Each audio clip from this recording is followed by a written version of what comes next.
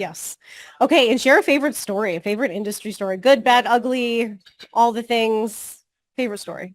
Favorite industry story. I have so many of them. I'm sure that you do. A lot of people that have been in here, I'm like, well, we could have you in here for 12 hours and we still wouldn't be through them all. So what you got? Oh, favorite story. Well, there are so many.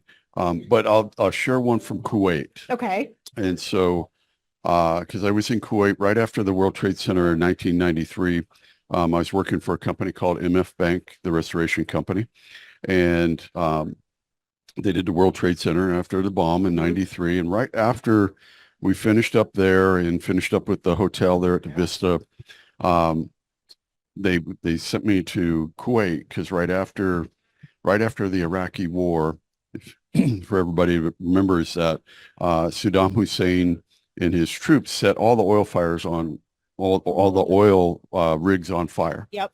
And so the desert was just on fire. And so there was soot everywhere. Okay. As black as Astro on all the buildings, on all of the sand. And we would but it was also a very dangerous time for us to be there. So we were there for 3 months, and we had when we had this opportunity because there's a different work schedule that Kuwaitis are on. Okay. Because they don't work. They're all born into the money. Okay. So they don't work, they pretend. Okay.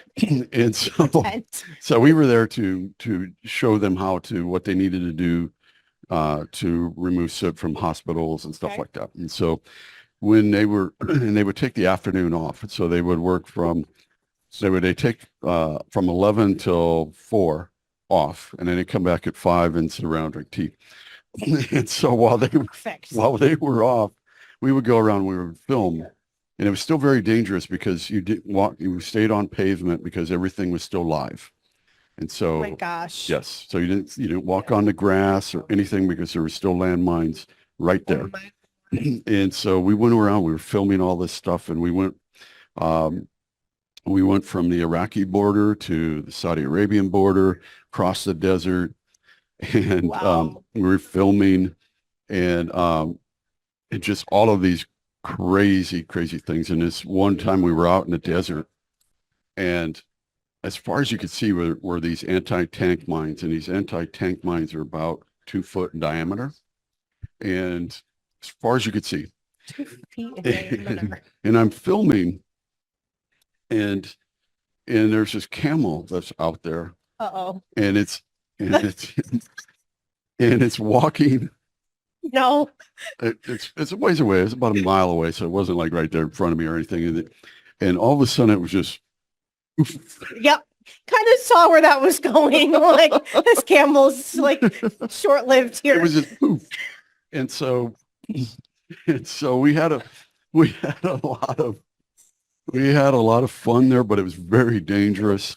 And luckily my boss that was with me, he was an ex police officer and an ex-Vietnam vet. And so he was telling me about, okay, don't step there because that's, don't step on this. And that's a toe popper, meaning if you step on that, it was meant to blow your toes off. And it was like, okay, it's like, don't step anywhere, just stand still. And so I guess the moral of that story is restoration will take you everywhere. Yeah. And it even took me in the middle of the desert and camels exploding. Poof. It's because it was so far away. I'm sure closer up it was not a poof. Well, all it was just black smoke. It wasn't like there's no camel. Yeah, it was. Yeah, there was no more camel. That's a great story. Sorry to everybody else, that might be my favorite